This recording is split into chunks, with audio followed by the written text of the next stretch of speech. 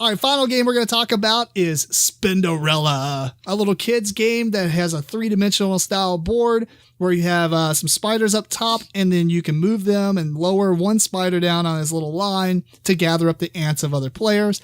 Whole point of the game is you roll some dice, and it dictates what you can do. You can either move the spider, you can move the ants, or something else, or you can do both, basically.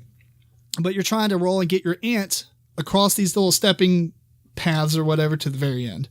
And you need to get all 4 of your ants, or however many you have based on the player counts, to the end, and then you win. So I'm just going to start off by saying this was one of the simplest games, but it had the coolest mechanism with the spider. Right. Yeah. It's so gimmicky, but it works so well. Yeah. Yeah, it's just watching the spider come down.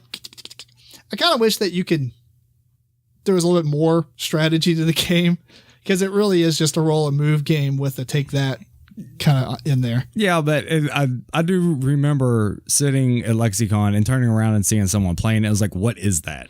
That's true. We were like, we're playing that. It grabs your attention. It's like, whoa, what's going on? You know, and so, I mean, it's an attention grab, if anything. And it's gimmicky, yes, but it's fun.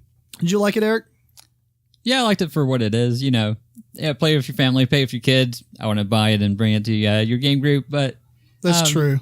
But it's a good game for younger families. I feel like they can make this a little bit more strategic and deeper without taking away from the simplicity of it, though. Sure. Like the maps, there's 2 sides of it, and it just adds more spaces, but add different paths that you can walk around on. Right. And then maybe have some special spaces, like a little teleport space. So if you're over here, you can move your ant and teleport on the opposite side.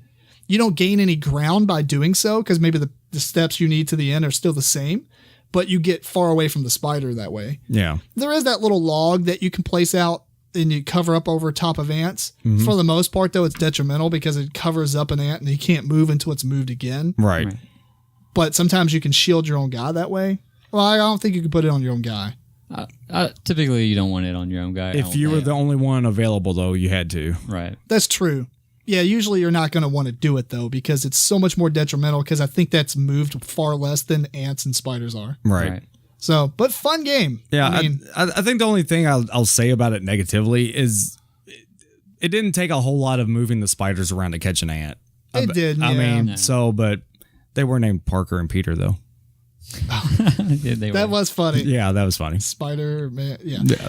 I mean, I think kids might have a little bit rougher time with calculating the movements. Sure. Yeah. So maybe I believe it is geared and directed more towards younger kids. So, you don't have to move that, if you get to move the spider, you don't have to move it that far in order to capture an ant. More than likely, if you're going to move it, you can capture something if you do the specific movements that you need. So yeah, fun game though. If you got kids, buy it. Oh yeah.